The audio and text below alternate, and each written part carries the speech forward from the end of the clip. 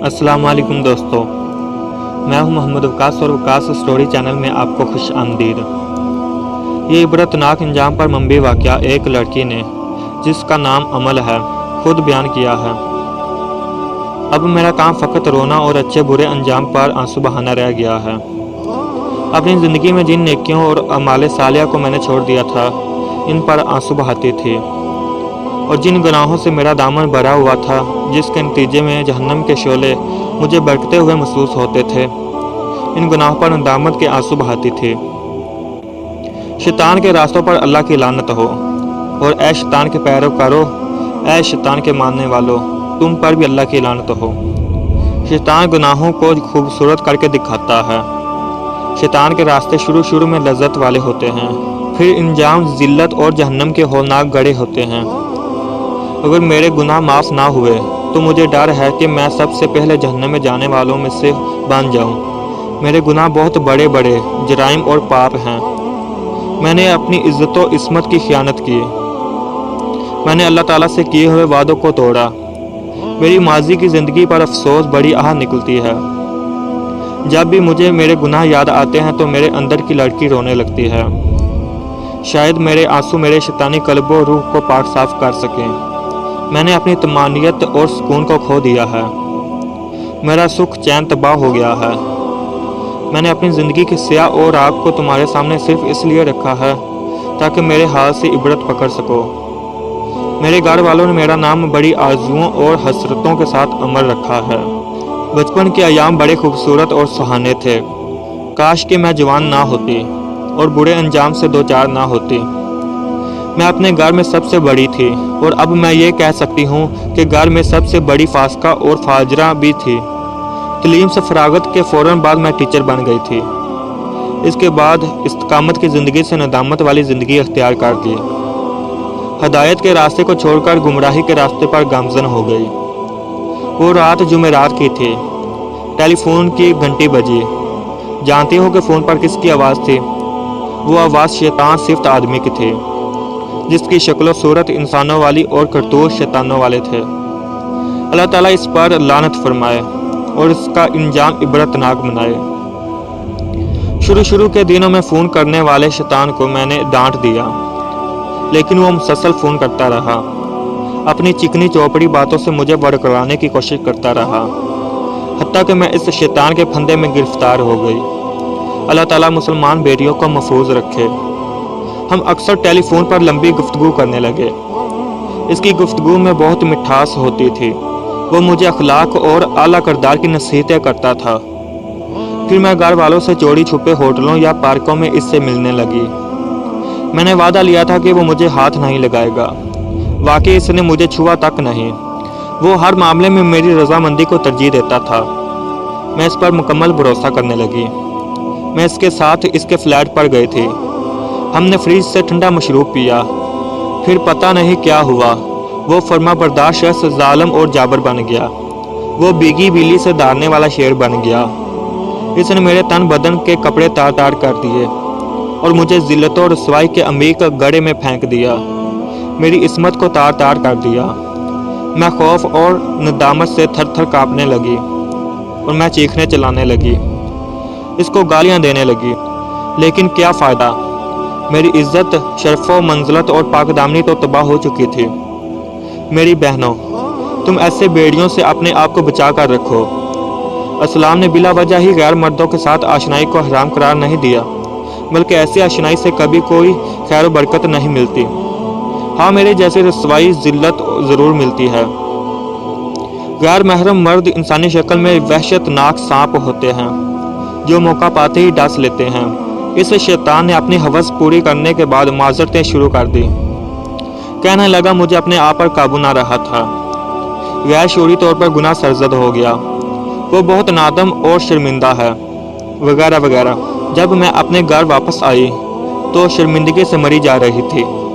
अपने कमरे में जाकर रोने धोने लगी। बात ऐसी शर्मनाक थी कि किसी को बता भी नहीं सकती थी। मैंने मुकम्मल इरादा कर लिया कि इस खबीस शख्स से फिर कभी मुलाकात ना करूंगी। इसलिए मैंने इसकी आने वाली तमाम कॉलों को रिजेक्ट कर दिया।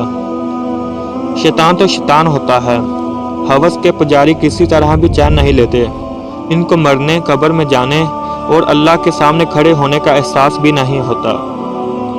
इस गंदे आदमी ने मुझे डाक के जरिए मेरी फहश तस्वीर अरसाल कर दी। मुझ पर अचानक नई जिल्लत आन पड़ी थी। वो तस्वीरें मेरे इल्म में लाए बगैर बनाई गई थीं। इन तस्वीरों को देखकर शैतान भी शर्मा जाए। इसने धमकी दी थी कि अगर मैंने ताल्लुकात जारी ना रखे तो वो मेरी ज़िंदगी को जहन्नम बना देगा।